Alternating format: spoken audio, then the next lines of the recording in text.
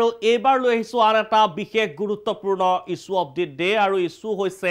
আপোনালোকে আলোকচিত্ৰখন দেখিবলৈ পাইছে এয়া হৈছে বন্দনা কলিতা আৰু বন্দনা কলিতাৰ সেই চৰ্চিত যি ডাবল মাৰ্ডাৰ যি চাঞ্চল্যকৰ ডাবল মাৰ্ডাৰ কাণ্ড আৰু এই কাণ্ড কি কাৰণে সংঘটিত হৈছিল তাৰ চাৰ্জশিট ইতিমধ্যে দাখিল হৈছে অবৈধ প্ৰেম আৰু সম্পত্তিৰ লালসাৰ বাবে সংঘটিত হৈছিল নুনমাটিৰ চাঞ্চল্যকৰ ডাবল মাৰ্ডাৰ কাণ্ড 1600 পৃষ্ঠাৰ চাৰ্জশিটত বন্দনা কলিতা আৰু দুই সহযোগীৰ হত্যাকাণ্ডৰ ভয়াবহতাৰ নিঃশংস কাহিনী পোহৰলৈ আহিছে দুই প্ৰেমিকৰে মিলি দীৰ্ঘদিনীয়া পৰিকল্পনাক বাস্তৱ ৰূপ দিছিল ঘাতক বন্দনা কলিতাই পৰকীয়া প্ৰেম আৰু সম্পত্তিৰ মুহতে হাহু শংকৰী দে আৰু স্বামী অমৰজ্যোতি দেক হত্যা কৰিছিল বন্দনা কলিতাই আৰু বন্দনাৰ এই কাৰ্যত সহযোগ কৰিছিল পাচলি বিক্ৰেতা অৰূপ ডেকা আৰু কেব ড্ৰাইভাৰ ধন্তি ডেকাই আৰু হত্যাৰ পাছতে শংকৰী দেক 3 টুকুৰা আৰু অমৰজ্যোতিক 5 টুকুৰা কৰিছিল 3 ঘাতকে আৰু এই হত্যাকাণ্ড ইমানেই নিষ্ঠুৰ আছিল যে হত্যাকাণ্ডৰ নিঃশংসতা দেখি বাকৰুদ্ধ হৈ পৰিছিল তদন্তকাৰী আৰক্ষী বিষয়াও চাৰ্জশিটতে হত্যাকাণ্ডৰ শাস্তি মৃত্যুদণ্ড অথবা যাৱজ্জীৱন কাৰাদণ্ড বুলি উল্লেখ কৰে তদন্তকাৰী বিষয়াই আৰু চাঞ্চল্যকৰ হত্যাকাণ্ডৰ সন্দৰ্ভত মনোবিজ্ঞানীৰ ওচৰত শিহৰণকাৰী বৰ্ণনা কৰিছিল বন্দনা কলিতাই এজনক হত্যা কৰিলে একো সম্পত্তি নাপাব বুলি ভাবি দুয়োজনকে হত্যা কৰিছিল বন্দনাই হাহু আৰু অমৰজ্যোতিয়ে অত্যাচাৰ কৰা বুলিও মনোবিজ্ঞানীৰ ওচৰত তেওঁ মন্তব্য কৰিছিল কেৰিয়াৰ গঢ়াৰ বাবে হাহুৱে পইচা দিম বুলি মিছা প্ৰতিশ্ৰুতি দিয়া বুলিও মন্তব্য কৰিছিল ঘাতক বন্দনা কলিতাই মনোবিজ্ঞানিক সকলো কথাৰ উত্তৰ দিয়া নাছিল চতুৰ বন্দনাই ইপিনে বন্দনাৰ ভাষ্য অনুসৰি একাধিক নাৰীৰে সম্পৰ্ক আছিল স্বামী অমৰজ্যোতি দে ধন্তি আৰু অৰূপৰ সৈতে ডাবল গেম খেলিছিল বন্দনাই আৰু শীতল মস্তিষ্কৰে হাহু আৰু স্বামীক হত্যা কৰাৰ কথা উল্লেখ আছে এই চাৰ্জশিটত দাখিল কৰা চাৰ্জশিটত উল্লেখ আছে আৰু এই যি চাৰ্জশিট ইতিমধ্যে দাখিল হৈছে আৰু প্ৰাগ নিউজৰ হাতত 1600 পৃষ্ঠাৰ এই চাৰ্জশিটৰ ইতিমধ্যে সকলো তথ্য 1600 পৃষ্ঠাৰ তথ্য আহি পৰিছে প্ৰাগ নিউজৰ হাতত আমাৰ সৈতে পোনপটীয়াভাৱে আছে আমাৰ জ্যেষ্ঠ সাংবাদিক ববিতা গগৈ আপোনাৰ ওচৰলৈ আহিছো পোনপটীয়াভাৱে যিহেতু 1600 পৃষ্ঠাৰ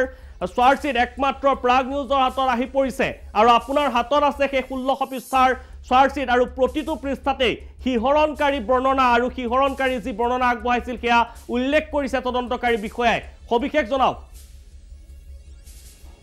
হয় দীপঙ্কৰ যেটো যি চাৰ্জশিটৰ কপি হে একমাত্ৰ প্ৰাগ নিউজৰ হাতত আহি পৰিছে আৰু বন্দনাই আসলতে আৰক্ষীৰ জিৰাত কি কথা কৈছিল কাৰণ কেমেৰাৰ সন্মুখত বন্দনাই মুখ খুলিব নিবিচাৰে আৰু আসলতে আৰক্ষীৰ জিৰাত কি কৈছিল আসলতে দিল্লীৰ পৰা যি এটা মনোবিজ্ঞানী দল আহিছিলে মনোবিজ্ঞানীৰ আৰু তেতিয়া তেওঁ উল্লেখ কৰিছে যে তেওঁ নিজৰ আসলতে তেওঁৰ নিজৰ হাহু নিজৰ স্বামীক তেওঁ হত্যা কৰিছে তেতিয়া তেওঁ খুদিছিলে যে কিয় হত্যা কৰি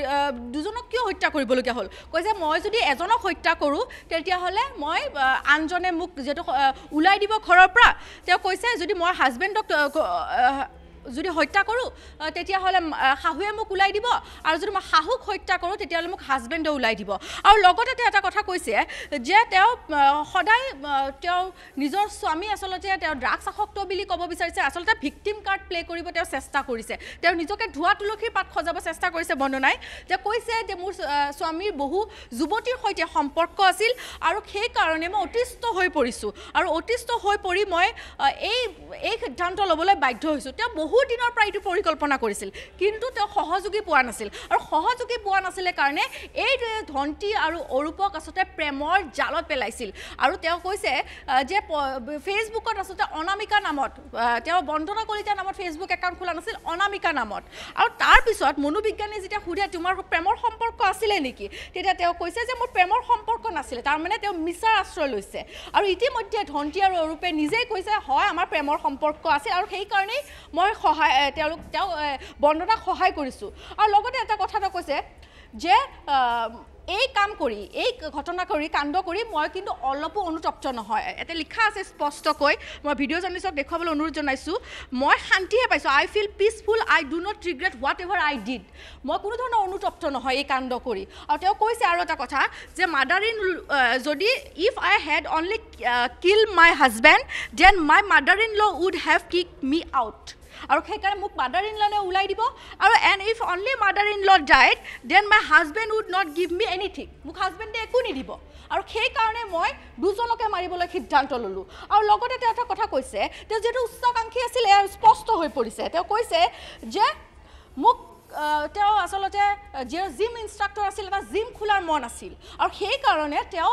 নিজৰ শাহুৰ পৰা সহায় বিচাৰিছিলে আৰু তেওঁ কৈছে যে শাহুৱে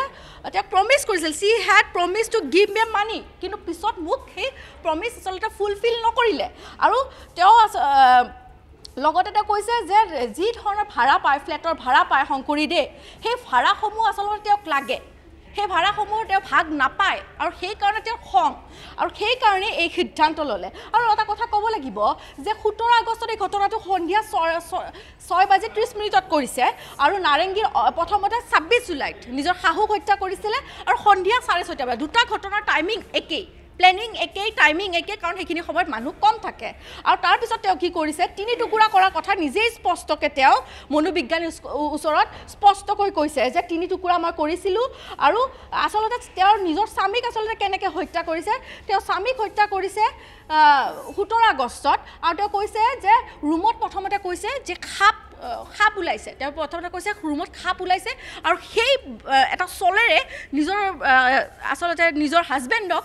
নিজৰ স্বামীক তেওঁ ৰুমত মাতি লৈ গৈছিল আৰু বাহিৰত অলৰেডি তেওঁলোকে আছিলে অৰূপ আৰু ধন্তি আৰু অৰূপ আৰু ধন্তি সেই চেগতে আচলতে তেওঁৰ ৰুমত সোমাই গৈ প্ৰথম অৱস্থাত পিছৰ ফালৰ পৰা এটেক কৰিছিলে এটেক কৰি প্ৰথমতে মুখত কাপোৰ বান্ধি অচেতন কৰি পেলাইছিল আৰু অচেতন কৰি পেলাই তাৰপিছত দেখিবলৈ পোৱা গৈছিল যে তেওঁলোকে মদ খাবলৈ সুৰাপান কৰিবলৈ আৰম্ভ কৰিছিল আৰু সুৰাপান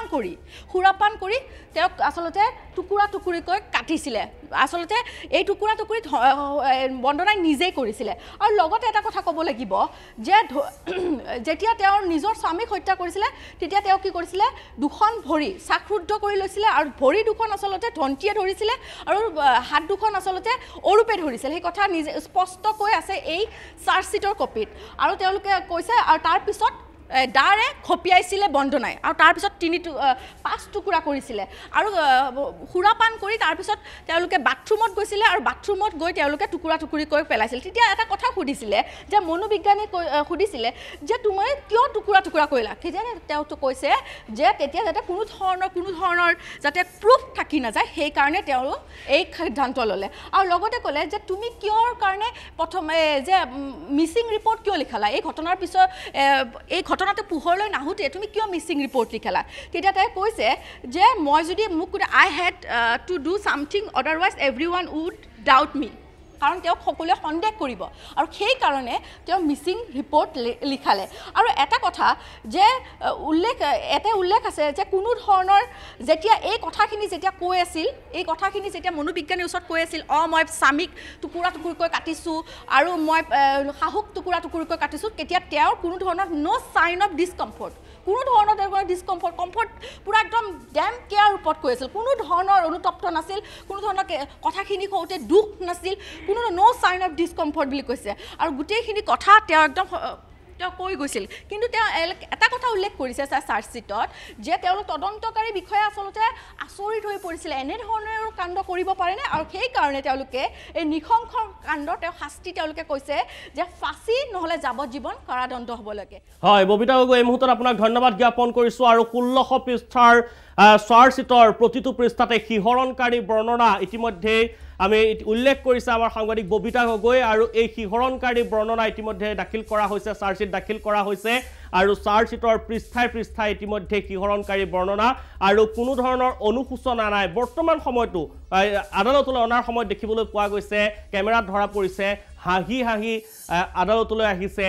বন্দনা কলিতা কোনো ধৰণৰ অনুশোচনা নাই দুটাকৈ হত্যাকাণ্ড সংঘটিত কৰিও